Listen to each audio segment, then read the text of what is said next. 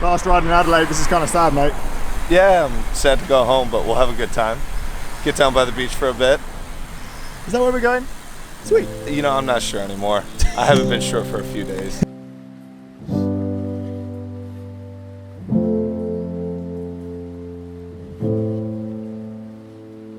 Good morning and welcome to today's video. Welcome to the last cruise down by the beach in Adelaide. We're flying home at about 10:30 tonight, so we're gonna have a bit of an easy spin and soak up the rest of the sun. You look very serious here. Good way of not dropping the missus. You went home early. No, I didn't. I went home on time. I'm starting to regret the fact that we didn't. I was fine when I woke up, but now I feel very, very ropey. Yeah. Well, with age comes wisdom and oldness. Terrible tolerance for hangovers. You got the right idea going home early last night. Yeah. This is so not worth it. No, it's worth it. It's always worth it. It's just a bit of fun, and it hurts a little extra now. Yeah. A little extra. It's like a training method, right? Mm-hmm. Yeah. It's resistance training, you know? Yeah. Whew. What's this climb called? Cement Hill. Cement. Cement, yep. Cement Hill. Done and dusted. One last climb. It hasn't been an easy spin at all. Fun? Hard work. Suffering. Dude, getting across to you was so hard. That's what she said. What? This is weird. This is like Shane Miller on an outside bike. Exclusive on the Cave channel. I've got to go in straight lines because the headset doesn't turn. Right, so just caked in sweat. I've got to pick the bike up and point it home. Hey man, you can ride in the tram lines. It makes you go faster.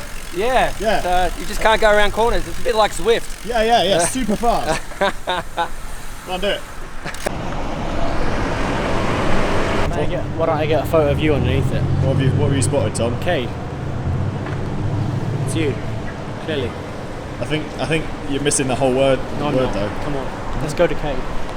No. Yeah, you don't point that out. Could have just been Cade, and now you spoiled it. I spoiled it. Sorry. Spoiled it. That was a special moment that you could have captured and you've ruined it. So we're at a bike race again. This is the final stage of the Tour Down Under, and it's a crit.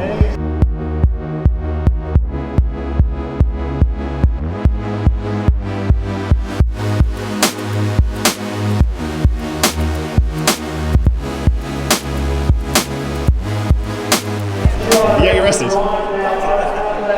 No. Should be. Hey Jeffrey. I'm good, you okay? Yeah, I'm good. How's your day been? Yeah, good. Why are you sweating? It's fucking hot. Oh, it's very hot. Wow. I'll be flying in no time. It doesn't actually give me. It may give me wings. I'm flying home tomorrow, so it's gonna give me wings.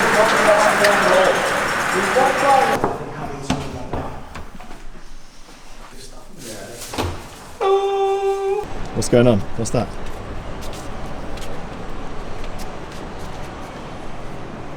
Wow. Damn, I didn't realise he was racing. Didn't realise he drove a RAV4. Oh man. Where are you going? Excuse us. Why? Cheers. Dinner sacks in there? Cheers. You're actually crying a little bit. Even the sky cries. It's raining because you're leaving. Isn't she sweet? But you know what? I'm going to see you in a month. You too. I'll see you in Cape Town. For sure. Bye. You need to like hose This Airbnb has a sword. Jeez, that is a Does big it come out? Have you ever been stabbed before? No. That's not a stabber, that's like a cut a human in half kind of thing. I don't think it's Jesus really. Christ. No, it's not. I mean, you could still do some stabbing with that. A stab. Let's try it, let's try. No, don't.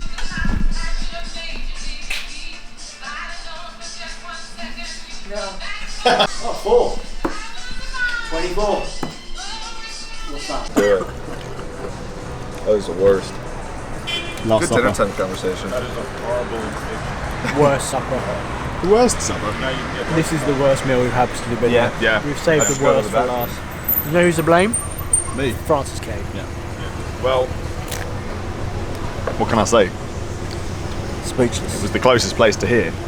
Speechless. There's, I've wanted to know your story for a while now. Tell me a little bit about, one, your racing history, and two, your foundation. So racing history, in a nutshell, I was introduced to the sport of cycling as a form of punishment when I was like 10 years old.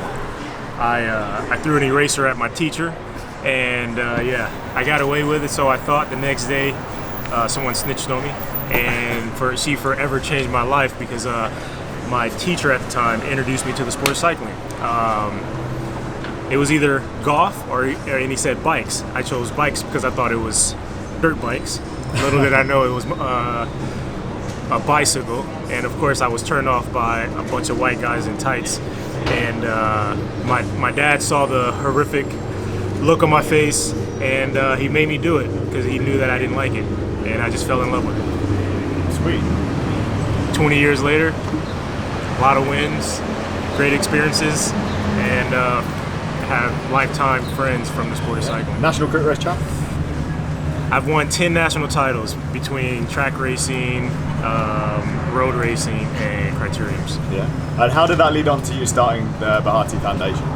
I was getting my ASS kicked in Switzerland, and I knew that I wasn't going to be racing much longer because cycling in Europe was like a massive bike. That's the kind of bike you thought it was. Yeah.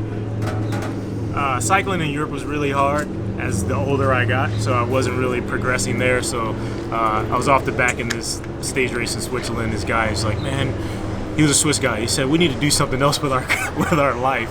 He said, what would you do? I said, honestly, man, I would go back to where I'm from and get kids into the sport because there's no road for them to break into the sport of cycling. And I literally got home and started working on it.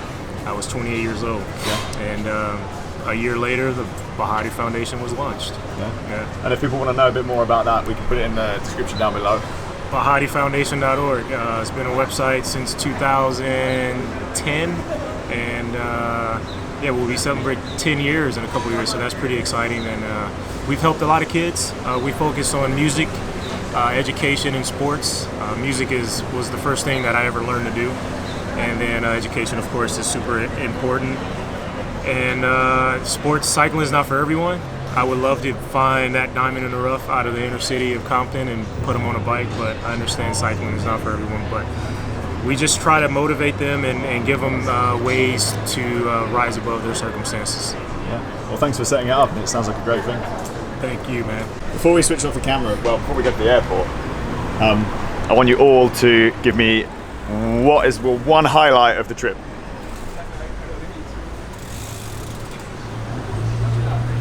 I'll go last.